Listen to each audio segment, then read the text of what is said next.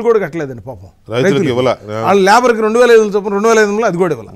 ఇందాక మా ఫ్రెండ్ బ్రహ్మాజీ అని అమెరికా నేను ఇట్లా మీ దగ్గర డిబేట్కి వెళ్తున్నాను చెప్తున్నాడు. ఏం చెప్పాడంటే అసలు మీరు ఎన్ఆర్ఐ చాలామంది మీరు పబ్లిక్ ప్రైవేట్ పార్ట్నర్షిప్లో కనుక బిల్డింగులు గవర్నమెంట్ డబ్బుల కోసం వెయిట్ చేయకుండా ఇదిగో ఈ బిల్డింగ్ నాకు 2 లక్షల ఎస్ఎఫ్టీ కావాలి కట్టేసి మాకు అప్పు చెప్పండి మేము రెంట్ తీసుకుంటాం. 30 ఏళ్ల తర్వాత గవర్నమెంట్ ఇప్పుడు కృష్ణపట్నం పోర్ట్ అంతే కదండి, గంగవరం పోర్ట్ అంతే కదా, హైవేస్ అంతే కదా, ప్రైవేట్ వాళ్ళు జిఎంఆర్ కడుతున్నాడు 16 ఏళ్ల తర్వాత ఆటోమేటిక్ గవర్నమెంట్ హ్యాండ్ ఓవర్ అయిపోతుంది. పోర్ట్ కూడా అంతే ఇప్పుడు 10% షేర్ ఉంటుంది, మిగతాది గంగవరం పోర్ట్ కూడా అదే అయింది కదా. సేమ్ అన్ని 3 ఏళ్ళ ముందు ఆగేస్తున్నారు. సో ఇప్పుడు అన్నీ కూడా ఆ పద్ధతిలో చేస్తే ఎన్ఆర్ఐ చాలా మంది ఉన్నారని చెప్పి చెప్తున్నారు.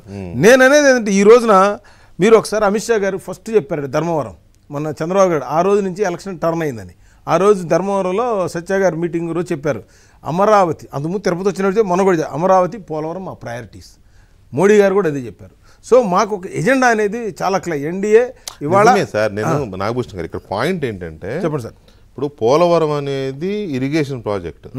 ఆ ఇరిగేషన్ ప్రాజెక్ట్కి చాలా డైమెన్షన్స్ ఉంటాయి. దాన్ని ఎక్కడ ఏమాత్రం లోపం ఉన్నా కూడా ఇప్పుడు ఏమైంది అలాగే అయిపోద్ది, అది కొట్టుపోయింది కదా. అదే అవును. అందుకని చంద్రబాబు నాయుడు గారు మొన్న ఇచ్చి దీనంతా చాలా వరకు మళ్ళీ బ్యాక్ నుంచి తీసుకురావాల్సి వస్తుంది కాబట్టి 4 years పట్టుద్ది పూర్తి అవడాక అన్నారు. అవును, అది వేరు. పోలవరం ప్రాజెక్ట్ అనేది అలాగా ఉంటుంది. అది లేకపోతే ఇది అలా కాదు, ఇది అలా కాదు.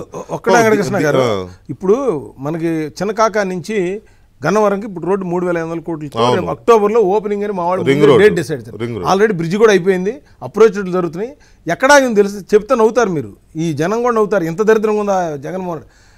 కరెంట్ స్తంభాలు 100 ఉన్నాయి సార్, పెద్ద పెద్దవి 440, 760 లైన్స్ మార్చడానికి రోడ్డుకు మధ్యలో ఉన్నాయి. అవి మార్చడానికి వీళ్ళు డబ్బులు కట్టాలి రైతులకి. పక్కన ఇప్పుడు తీసుకుని రైతుకు డబ్బు కట్టాలి.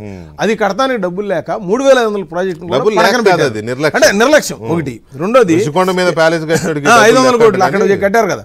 ఇంకోటి ఏంటంటే ఇప్పుడు మేము బెంగళూరు టు మేదరమెట్లకి 20,000 కోట్ల రూపాయలతో మన శంకుస్థాపన ఆల్రెడీ వర్క్ ప్రాసెస్లో ఉందండి. 14 రీచ్లు 14 టెండర్లు కూడా అయిపోయినాయి, వర్క్ ఫాస్ట్ జరుగుతుంది. ఇప్పుడు మన చంద్రబాబు నాయుడు గారు చేయాల్సింది ఏంటంటే అమరావతికి ఏదైతే ఉందో ఇదే ఇక్కడ తేడా వస్తుంది. ఇక్కడే నేను ఒప్పుకోను. చంద్రబాబు నాయుడు గారు చేయాల్సింది ఏంటంటే అనవద్దు, ఇది ఎన్డీఏ ప్రభుత్వం, మీ జాయింట్ ప్రభుత్వం. మేము చేయాల్సింది ఏంటంటే నేను అంటుంది అదే అక్కడి నుంచి రావాలి కదా. అబ్బో బీజేపీ స్టేట్ గవర్నమెంట్ చేస్తా ఉంటారు.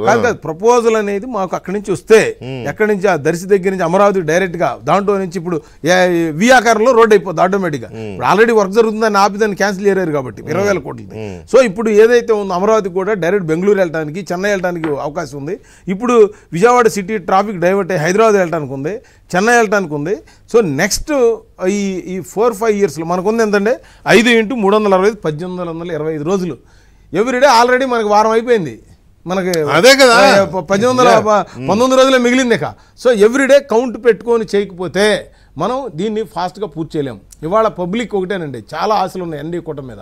ఈ ఆశలు కాదు, హై ఎక్స్పెక్టేషన్స్. కరెక్ట్. మీరు ఎలా ఉంటుందంటే పాత రోజుల్లో చిరంజీవి సినిమా రిలీజ్ అయితే భారీ ఎక్స్పెక్టేషన్ తో లోపలికి వెళ్ళేవాళ్ళు, అదే మాత్రం వీక్ బయటకు వచ్చేవాళ్ళు. సో ఆ ఎక్స్పెక్టేషన్ అవసరం లేదు సార్. బాహుబలి 2 రిలీజ్ ఎలా ఉంటుందో ఈ ఎపిసోడ్ అలా ఉంటుంది. బాహుబలి 1 తర్వాత అప్పుడు బాగా జరిగింది, ఈసారి దానికంటే 2 బ్రహ్మాండంగా ఉంటుంది. మీకు అనుమానమే లేదు, మీరే అంటారు. మళ్ళీ ఇదే డిబేట్ లో మనం కూర్చొని మాడతాం. మళ్ళీ ఇదే డిబేట్ ఎందుకు, బ్రేక్ తర్వాత డబుల్ ఇంజిన్ సర్కార్ ఎలా చేస్తో చెప్దాం చిన్న బ్రేక్ తర్వాత.